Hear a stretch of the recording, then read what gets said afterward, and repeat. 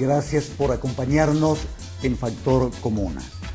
Hoy vamos a dividir el programa en dos partes. En la primera, el doctor Ricardo López Murphy nos va a contar cuáles fueron los temas tratados en el Congreso Liberal Mundial en Rotterdam, Holanda. Y en la segunda parte vamos a presentar o ser testigos de una mesa redonda en la Feria del Libro, donde participaron Joaquín Morales Solá, Jorge Fernández Díaz, con la coordinación de Pablo Sirven. Temas muy variados y muy interesantes. Por ejemplo, en el caso de López Murphy, la integración económica mundial, la importancia de la integración económica mundial. El tema de la defensa, sobre todo en el marco del episodio de Ucrania. ¿Y por qué es importante para nosotros? Porque la Argentina, como lo va a escuchar del propio López Murphy, sigue con un desarme unilateral. ¿Y qué deberíamos hacer para recuperar nuestra capacidad de defensa? Para saber entonces qué pasó en dicho congreso, Factor Común estuvo presente en el programa radial de Carlos Maslatón en FM Identidad 92.1, donde se llevó a cabo la siguiente entrevista.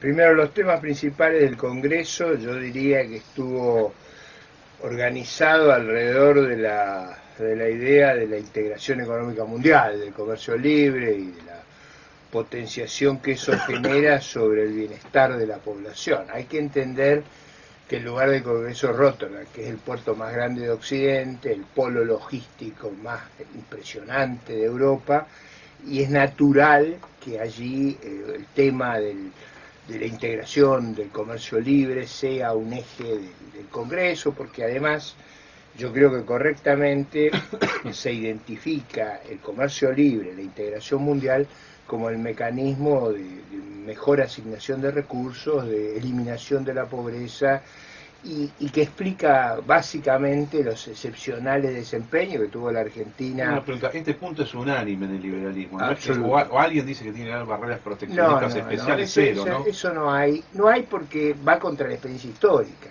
Es decir, fines del siglo XIX Argentina y Uruguay viven una extraordinaria experiencia de desarrollo integrándose al mundo.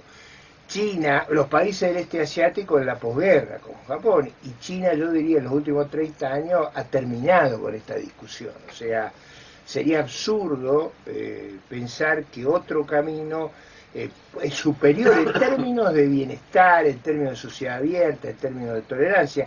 El caso de Chile, o sea... ¿Alguien justifica algún tipo de protección arancelaria o simplemente...? Bueno, en la literatura económica hay argumentos. No, pero dentro de esta corriente de pensamiento... Yo diría en general... En general, las ideas de la libertad han partido y tienen una vinculación con, digamos, las propuestas de racionalidad. O sea, yo diría que la visión de los libros de texto, que a mucha gente le molesta, sí, es la visión que predomina. O sea, no se va contra el manual. O sea, yo no sé si tú te operaste alguna vez, Carlos, pero no. Si tú vas a operarte y el médico te dice, mire, yo que hacer una cosa distinta a lo que hacen todos los médicos, vos cambiás de médico. Vos no querés que hagan experimentos con vos. Y yo creo que lo mismo ocurre a nivel de la humanidad. La humanidad sabe que este camino es extraordinariamente exitoso. Está en la experiencia de Europa. Europa, con todas las dificultades que ha sufrido, ha sido una experiencia enormemente exitosa. Vos comparás que España tenía un PBI per cápita inferior al de Argentina en 1970 y hoy tiene un PBI per cápita, digamos, del doble de Argentina. El doble. Ahora, Ricardo, el comercio exterior existen muchas formas de interferirlo. Una es directamente prohibiendo entrada de productos, otra es con aranceles. Esa es la más grave, o sea... La más grave de todas es la prohibición cuantitativa. Bueno, pero hay otra que es jugando con aranceles excesivos o simplemente con burocracia, un gobierno que te dice, vos cada cosa que tenés que hacer me tenés que pedir permiso antes, modelo argentino, modelo de comercio de Guillermo Moreno. Y la otra es eso molestando con el tipo de cambio. ¿Cuál es la ventaja de un sistema libre? La ventaja de un sistema libre es que da espacio a la flexibilidad. La flexibilidad siempre fue importante, pero es dramáticamente importante en un mundo que tiene el cambio tecnológico que tiene este.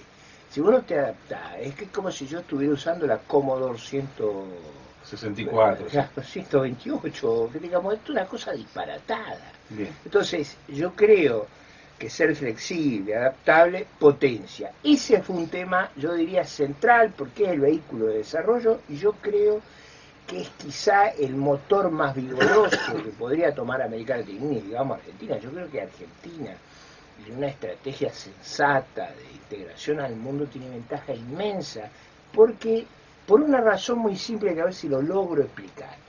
Argentina tiene dotaciones de recursos distintas que el resto del mundo. Claro. Entonces, lo que hace el resto del mundo es volverle escaso lo que nos sobra y volvernos abundante lo que nos falta.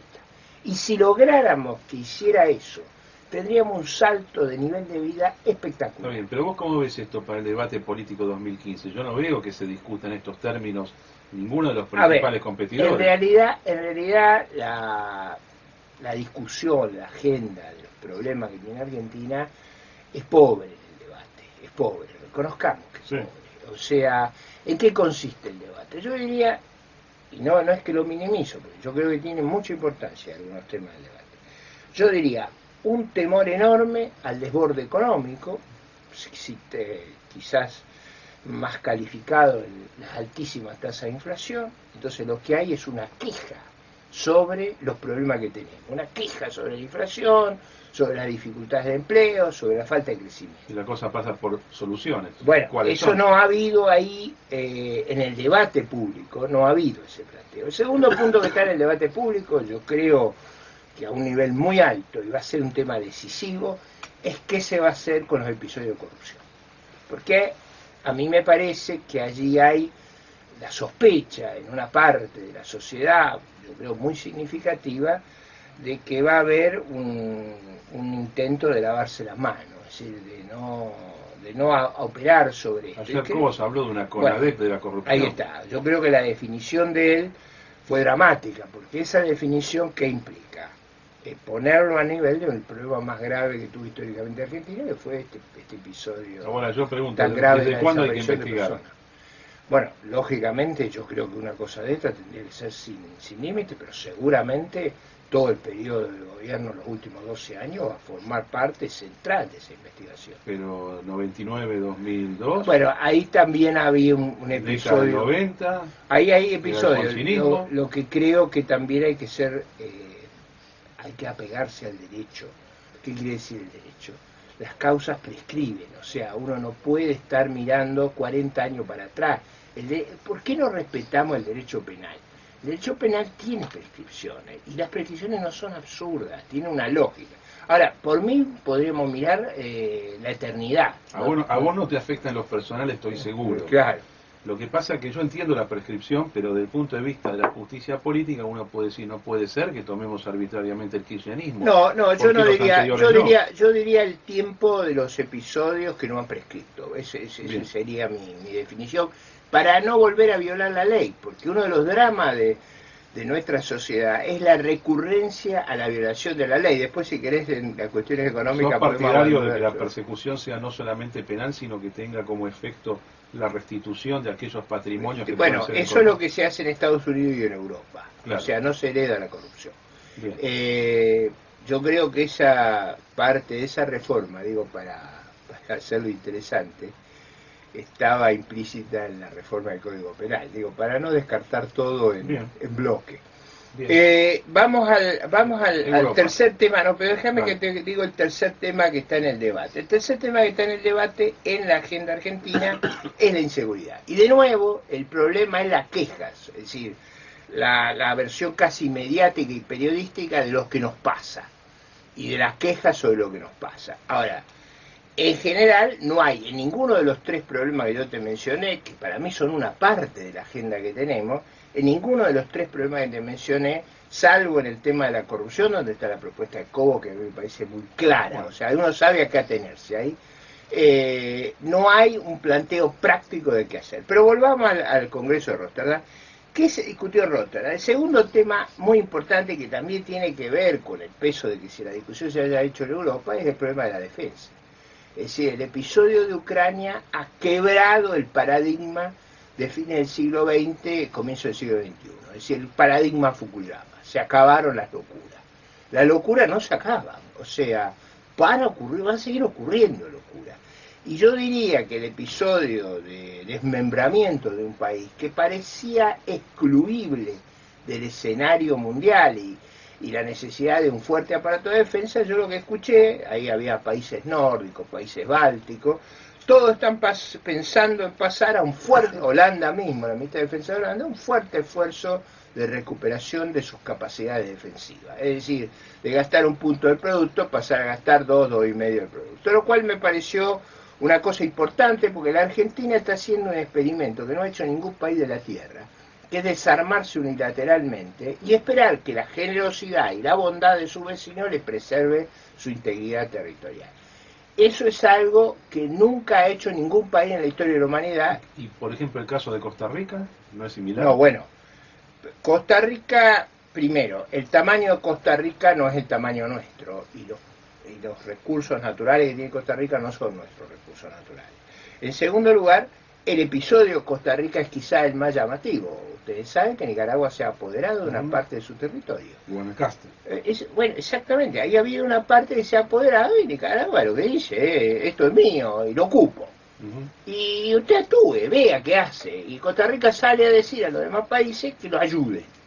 Y lo que se preguntan los demás es la misma pregunta que se hacen en Europa. ¿Por qué nos van a ayudar si nosotros no gastamos? ¿Por qué otros se van a ocupar? Hace falta inversión en defensa, entonces, indiscutiblemente. En el mundo. Eso es, no digo yo, si pudiéramos evitar que pasaran cosas como las que hizo Putin o como las que hace Putin, bueno, pero partir de la idea que los hombres son buenos y que se van a comportar bien, es la idea más antiliberal que yo he conocido. Sí. La idea de la libertad, la idea del liberalismo, es que la gente tiene riesgo de no portarse bien. Entonces uno diseña las instituciones para controlar el poder, no para darle facultades.